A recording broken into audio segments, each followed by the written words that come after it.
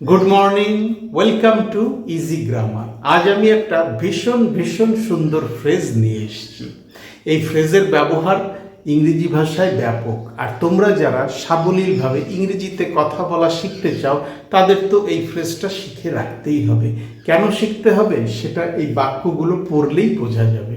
তো চলো, বোর্ডে লেখা বাংলা বাক্যগুলো আগে আমি একটু তোমাদের পড়ে শোনাই, তাহলে তোমাদের ফ্রেজটা ধরতেও সুবিধা হবে এবং বাক্যে কিভাবে ফ্রেজটা ব্যবহার করতে হবে সেটাও খুব সহজেই বুঝতে পারবে।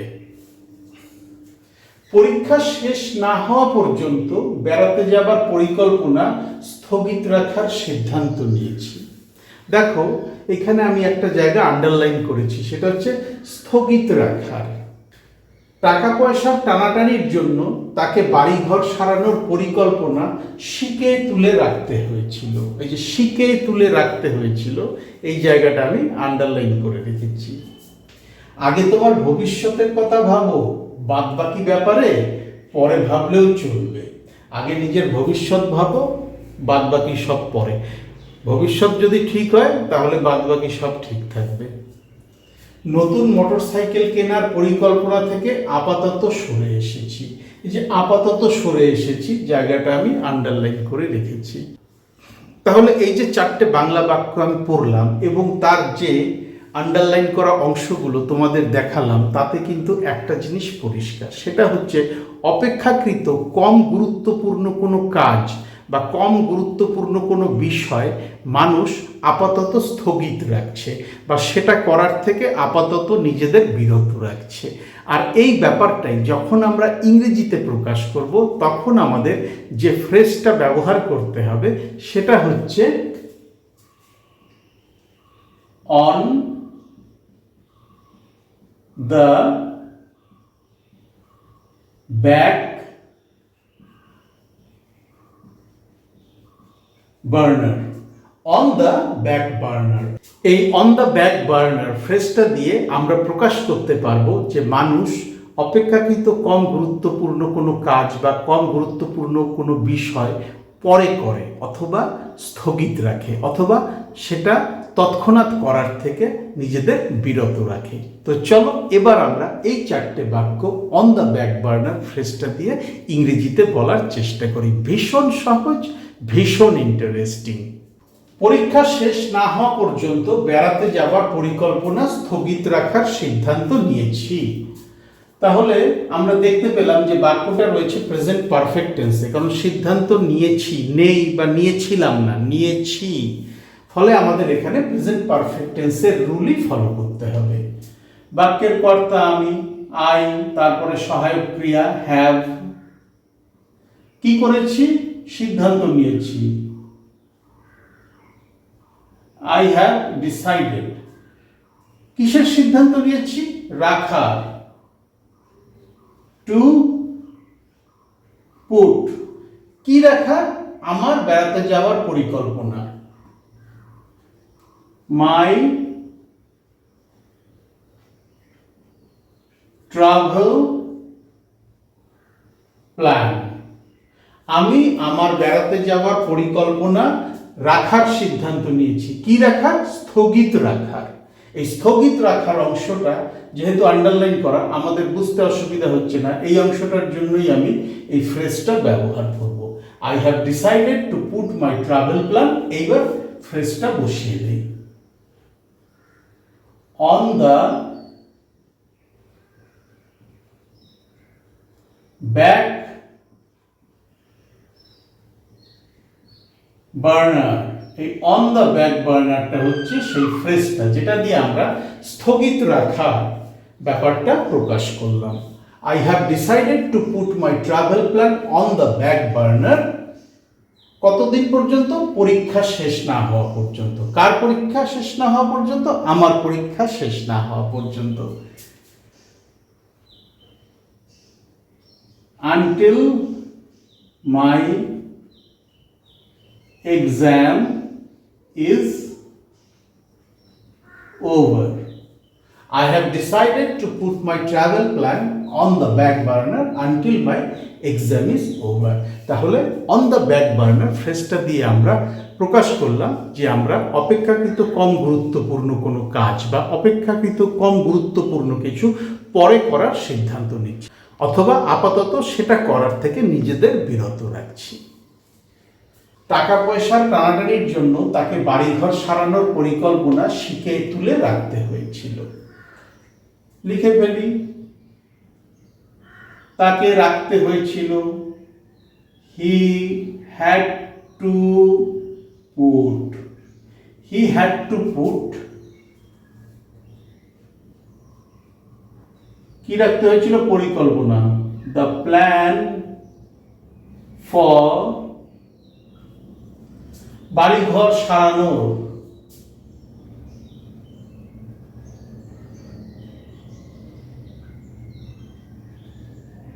renovating the house. He had to put the plan for renovating the house শিখে তুলে। এই যে এই অংশটার জন্য আমি এই অন দ্য ব্যাক বার্নার ফ্রেজটা ব্যবহার করব। He had to put the plan for renovating the house on the back burner.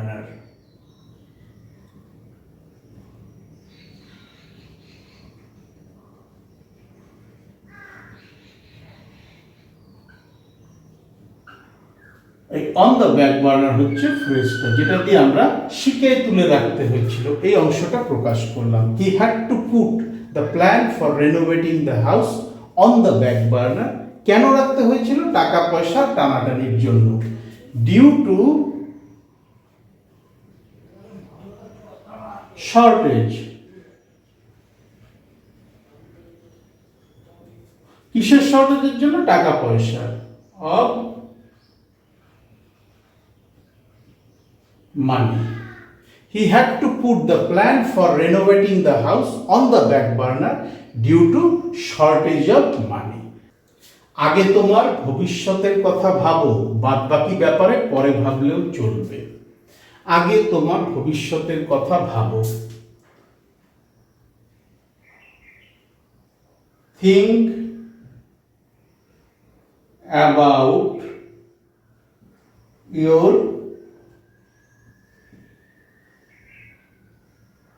future. আগে, first. Think about your future first. বাদবাকি ব্যাপারে পরে ভাবলেও চলবে। Put the rest. Put the rest পরে ভাবলেও চলবে। এই যে অংশটা মানে বাদবাকি ব্যাপার, put the rest, বাদবাকি জিনিসগুলো রাখো পরের জন্য বা পরে কখনো ভেবে দেখার জন্য। তো এই অংশটার জন্যই আমি অন দ্য ব্যাক বার্নার ফ্রেজটা ব্যবহার করব। Put the rest on the